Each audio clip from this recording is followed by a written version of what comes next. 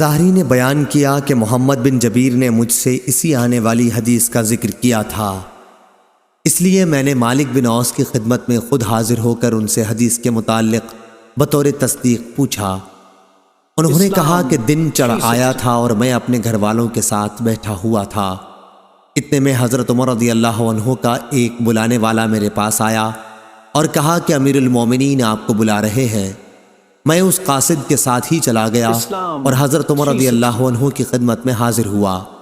آپ ایک تخت پر بوریا بچھائے، بورے پر کوئی بچھونا نہ تھا، صرف ایک چمڑے کے تکیے پر ٹیکا دیے ہوئے بیٹھے تھے۔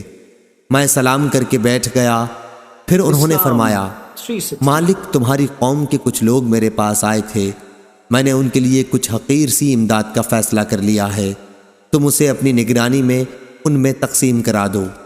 میں نے عرض کیا، یا امیر المومنین، اگر آپ اس کام پر کسی اور کو مقرر فرما دیتے تو بہتر ہوتا، لیکن عمر رضی اللہ عنہ نے یہی اصرار کیا کہ نہیں، اپنی ہی تحویل میں بانٹ دو۔ ابھی میں وہیں حاضر تھا کہ امیر المومنین کے دربان جرفا آئے اور کہا کہ عثمان بن عفان، عبد الرحمن بن عوف، زبیر بن عوام اور سعد بن ابی وقاص رضی اللہ عنہم اندر آنے کی اجازت چاہتے ہیں۔ حضرت عمر رضی اللہ عنہ نے فرمایا کہ ہاں، انہیں اندر بلا لو۔ آپ کی اجازت پر یہ حضرات داخل ہوئے اور سلام کر کے بیٹھ گئے۔ جرفا بھی تھوڑی دیر بیٹھے رہے اور پھر اندر آ کر عرض کیا، علی اور عباس رضی اللہ عنہ کو بھی اندر آنے کی اجازت ہے؟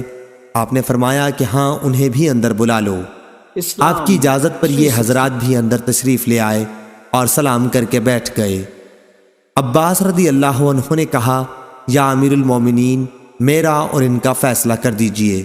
ان حضرات کا جھگڑا اس جائیداد کے بارے میں تھا جو اللہ تعالیٰ نے اپنے رسول اللہ صلی اللہ علیہ وسلم کو بنی نذیر کے اموال میں سے خمس کے طور پر عنایت فرمائی تھی۔ اس پر حضرت عثمان اور ان کے ساتھ جو دیگر صحابہ تھے کہنے لگے، ہاں امیر المومنین، ان حضرات میں فیصلہ فرما دیجئے اور ہر ایک کو دوسرے کی طرف سے بے فکر کر دیجئے۔ حضرت عمر رضی اللہ عنہ نے کہا، اچھا تو پھر ذرا ٹھہریے اور دم لے لیجئے، میں آپ لوگوں سے اس اللہ کی قسم دے کر پوچھتا ہوں جس کے حکم سے آسمان اور زمین قائم ہے، کیا آپ لوگوں کو معلوم ہے کہ رسول اللہ صلی اللہ علیہ وسلم نے فرمایا تھا کہ ہم پیغمبروں کا کوئی وارث نہیں ہوتا، جو کچھ ہم انبیاء چھوڑ کر جاتے ہیں وہ صدقہ ہوتا ہے، جس سے آن حضرت صلی اللہ علیہ وسلم کی مراد خود اپنی ذات گرامی بھی تھی۔ ان حضرات نے تصدیق کی کہ جی ہاں، بے شک آن حضرت صلی اللہ علیہ وسلم نے یہ فرمایا تھا۔